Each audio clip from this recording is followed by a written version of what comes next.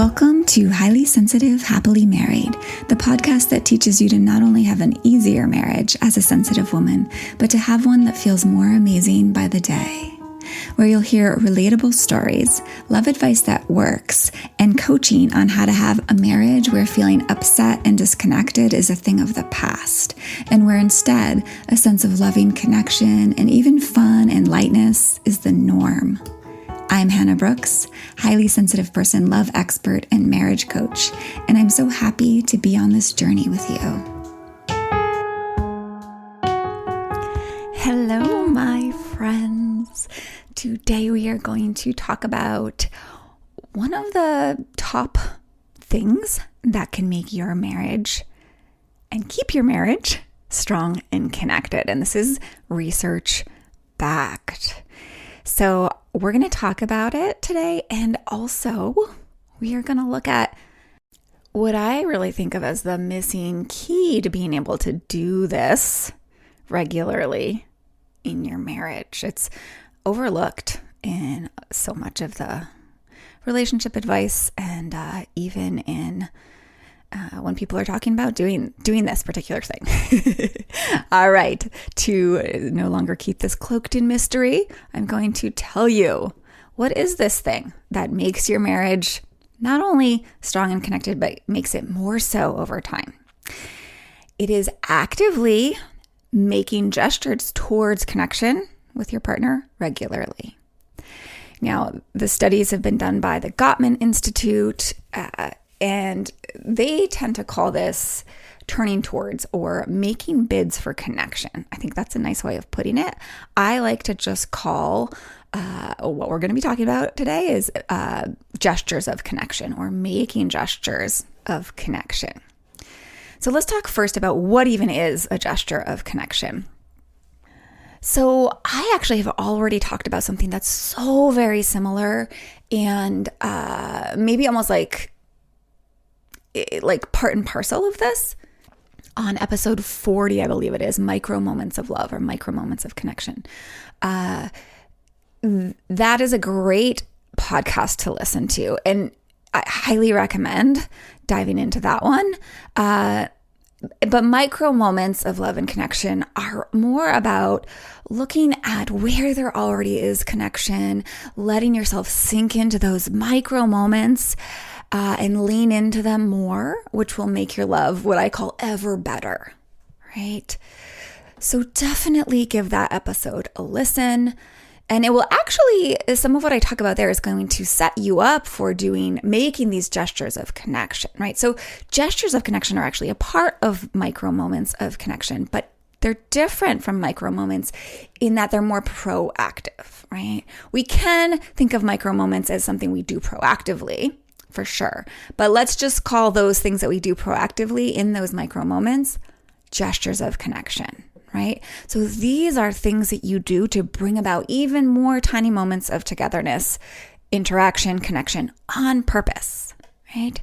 And sometimes they happen unconsciously too. So let's really keep that in mind. In fact, that's where we want to get ultimately, where we're not like necessarily always having to make lots of out of our way effort, or they're just like happening naturally. Certainly that happens really regularly in my marriage.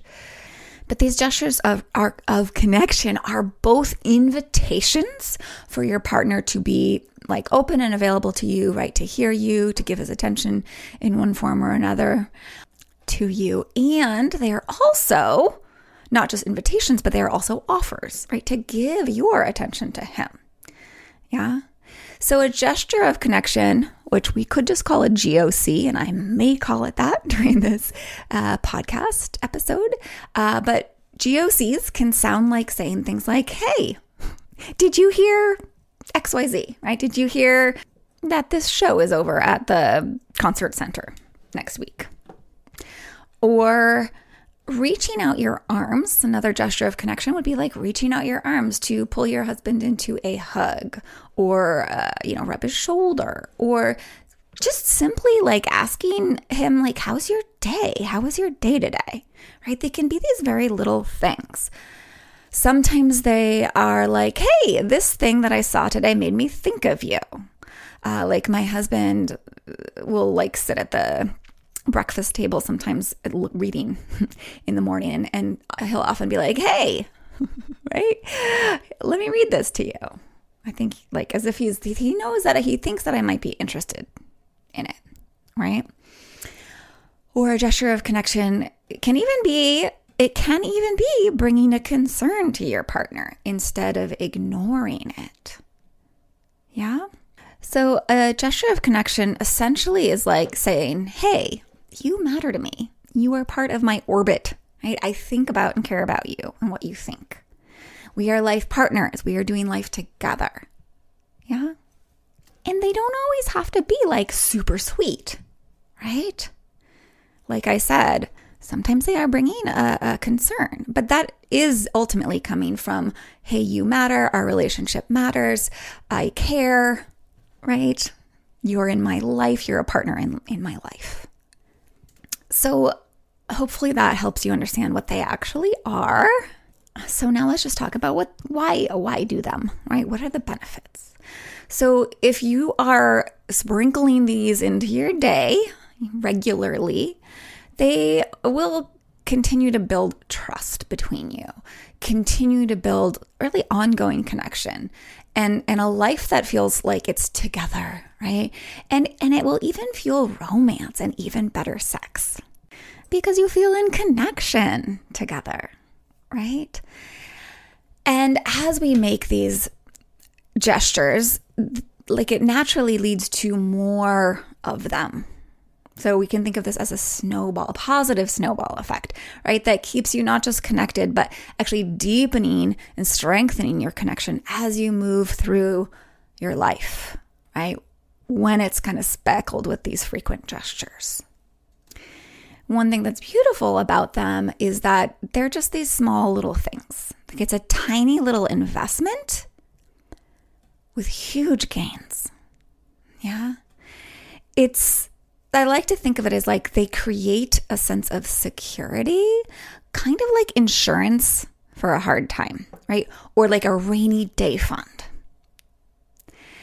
So, when you go through a harder time in your life together, like I talked about recently on the episode about non-negotiable wants, like how my husband and I went through this challenging time this summer, that may actually take other skills to get through a harder issue, right? Like that might arise between you, to resolve that in a way that actually strengthens your relationship and brings you closer. But it is so much easier when you have a relationship that's already strong by making these ongoing kind of mini investments in each other of these gestures of connection. Yeah?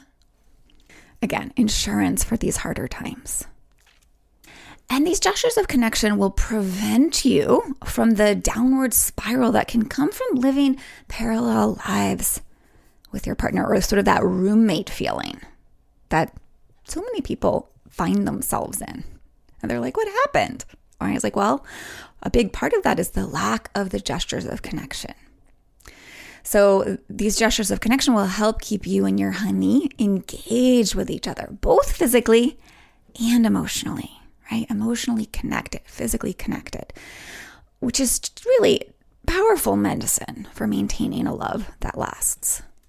And if you've been listening to my podcast all along, you'll have heard those episodes where I talk about like the actual biochemistry that we keep alive, by kissing, by touching, by, relating in certain ways. So these gestures of connection, certain ones of them will really bring that biochemistry of love and romance alive. But this is the interesting part. And this is why I don't think just saying like, do this and this will make your marriage great. Like make lots of gestures of connection and it will make your marriage great. I feel like that's actually pretty irresponsible to just be like, oh yeah, do this thing. It'll fix it all. Gestures of connection work really great for those who already feel safe, connected, and content with each other. Yeah. So if that's you, my encouragement to you is just bring some more of these into your life. Like be a little bit more intentional and bring in even more. And really kudos to you. But there is a lot of room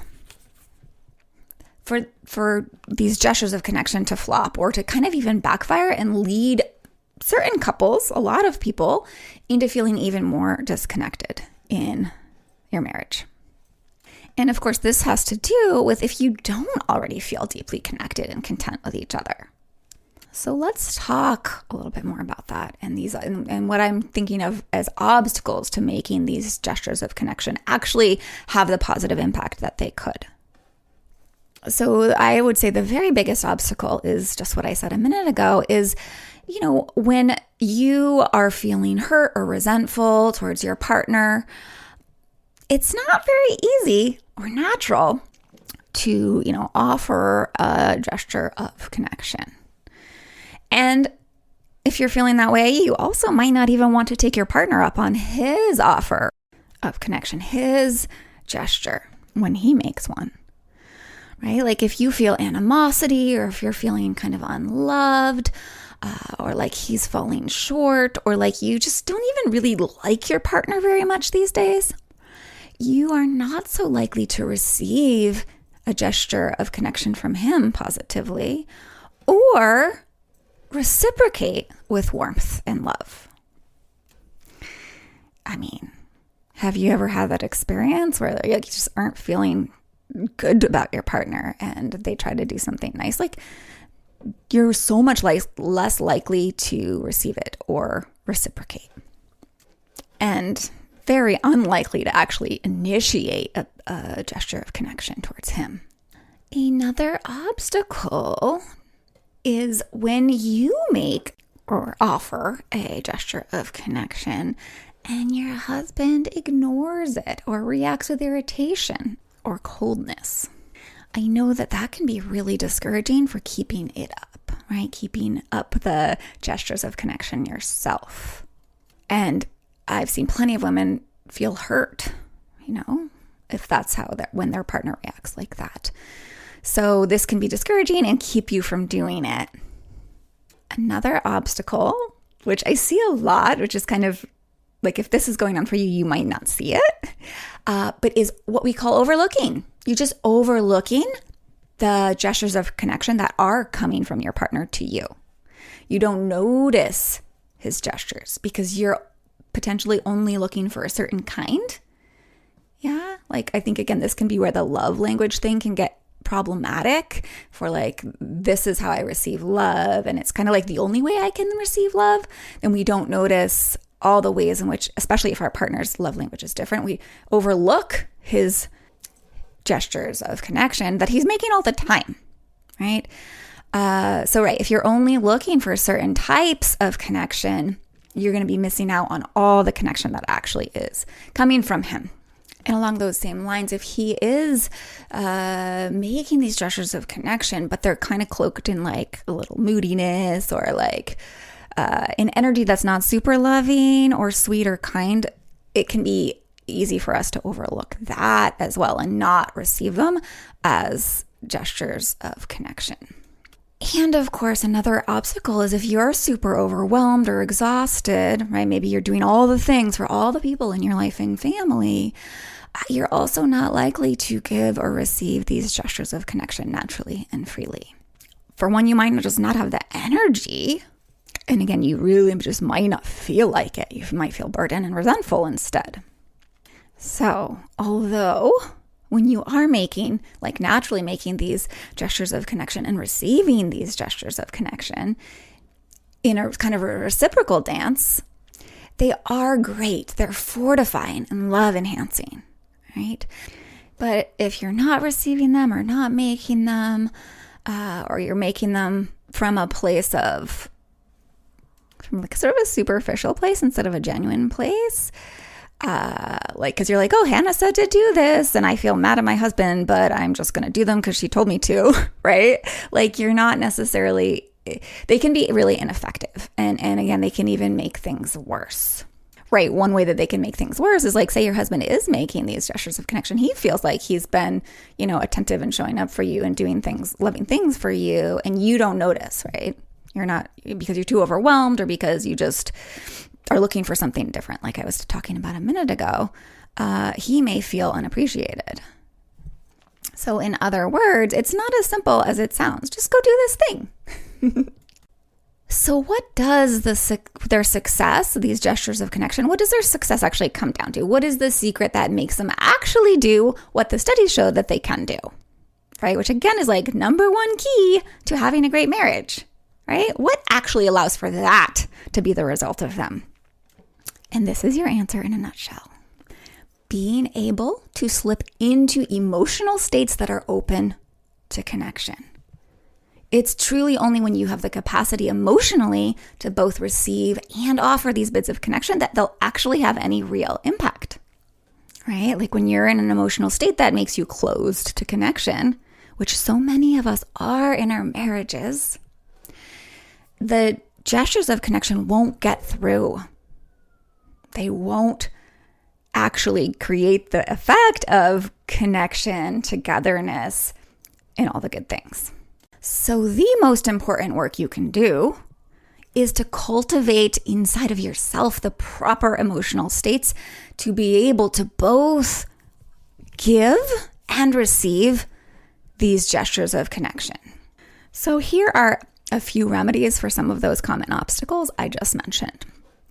The first remedy I want to offer you is look for gestures of connection from your partner.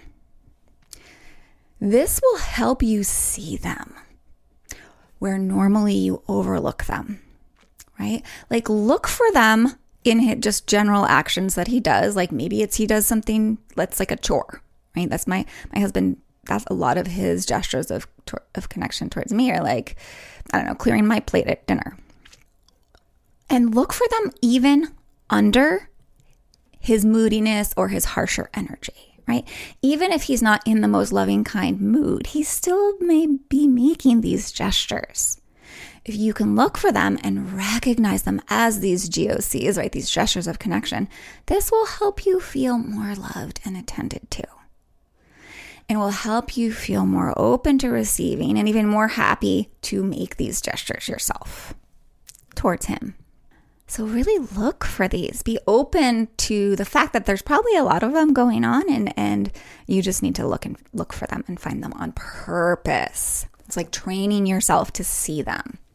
The second remedy that I want to offer you is what I'm calling going first, leading the way. Your partner, as I've shared a lot on this podcast, is likely to begin reciprocating as you model and lead the way in offering these gestures of connection. A side tip here that's really important is to do this without expectation.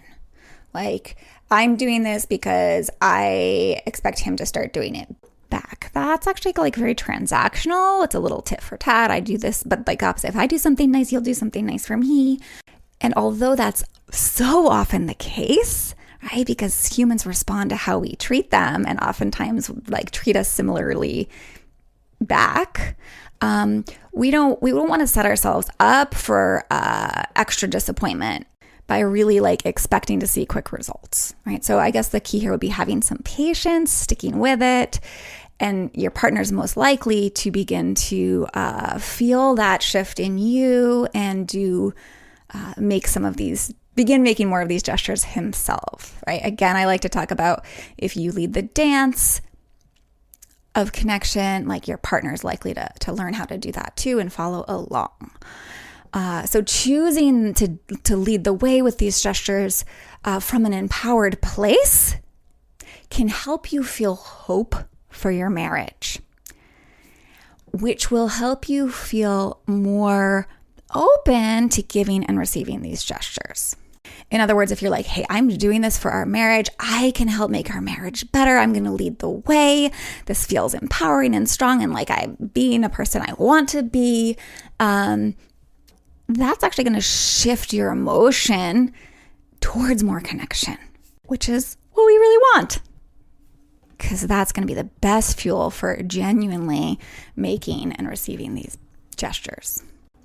Which leads me to the third remedy for today. And really, this is the most powerful thing and kind of what I've been saying all along is directly develop your emotional agency, or what I've also called on this podcast, emotional sovereignty, right? Where you know how to fluidly shift into the emotions most conducive to love and connection. My husband and I have no problem with these gestures of connection. We naturally make them many times a day, both make and receive them. And this totally keeps our marriage strong and fun. Yeah. But we are able to do so because we know how to be the agent of our own emotions. Okay. And if you take nothing else from this podcast episode, this is it. Right? We know how to let go of anything that could come between us.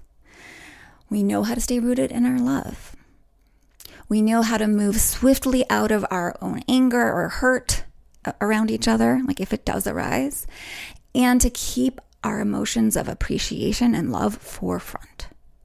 We know how to keep ourselves or return to a sense of safety and worthiness and self-love, which is so foundational for our relationship, or any relationship, any intimate relationship, right? So this is the primary ticket that makes gestures of connection come naturally and fuels love that really lasts and grows. So for you, nothing will interfere with there being tons of really successful gestures of connection in your marriage and all the benefits that it brings, right? That these gestures bring. Nothing will interfere when you are able to feel admiration instead of aggravation, for example, towards your partner. When you are able to feel peace instead of hurt by his less than skillful words or responses or energy, right? When you can feel love instead of resentment, when he's aloof or grumpy, when you feel deep security in his love for you, right? And you know yourself as this valuable, wonderful human, no matter what mood he might be in, and know that he knows that and sees that in you and loves you. When you can feel all of this, when you can guide yourself here and keep yourself here the majority of the time, you're going to be able to respond to your husband's gestures of connection, and you'll be able to offer them really naturally.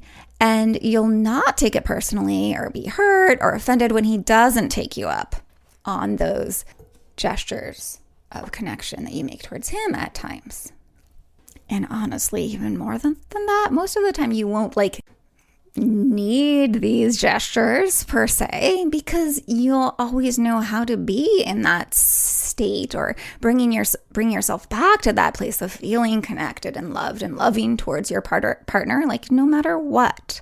Like these gestures that happen will be like icing on the cake or the cherry on top of the sundae. Your love and connection will already be so strong. Now, I can hear some of you thinking, all right, I can do all this, but what about him? Doesn't he need to do this work too? As I have said so many times on this podcast, you have so much power. And the more you keep thinking, wait, but doesn't he need to too? The less power you actually have, because you won't do what it takes.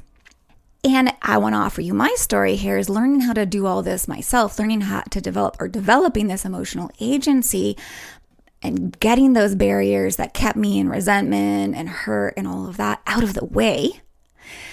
By me doing that first myself, it made it possible for my husband to follow suit. So now we both have this kind of emotional agency. And that's really the true reason we have a marriage that's so full of support and connection and lightness and fun and love. So don't wait till he's proactively doing this work. No. You could be waiting forever. Start it now. Start it yourself. That's where the true power is to shift everything in your marriage. And it does start with this emotional agency work. Truly, this is the ticket to an amazing marriage. Because again, these gestures of connection are going to fall flat or even backfire if you're not knowing how to guide yourself into that place, those emotional states that are conducive to giving and receiving these gestures of connection. So in other words, like, don't just make these gestures of connection sort of superficially.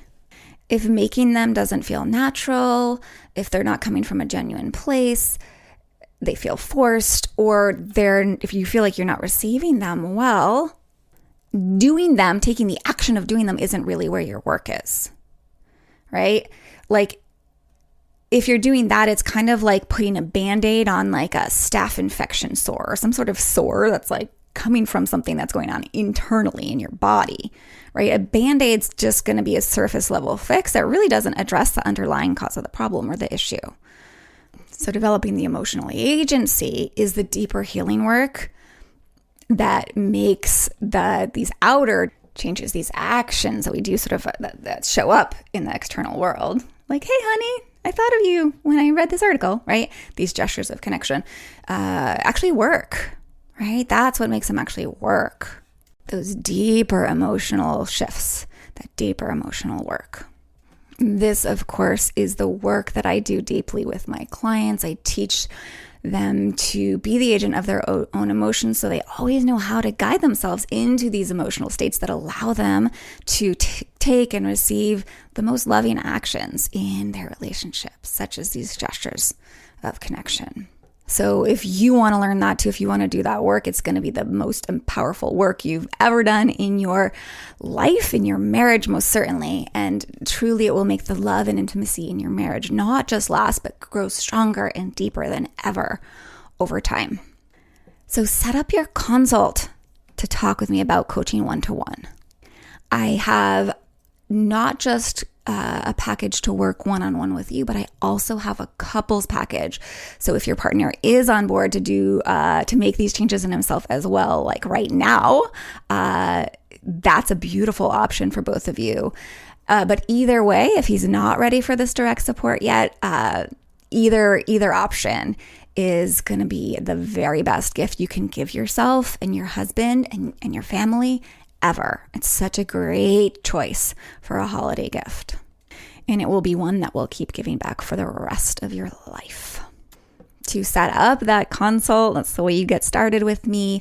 I'll put a link in the show notes, or you can head over to www.lifeisworthloving.com and you'll find a place that says work with me. And on that drop down menu, it says get started with a call. It will give you the link there to set up that consult. And may there be plenty of gestures of connection between you and your partner. And may you feel so much love and connection and joy in your marriage. Be oh so well.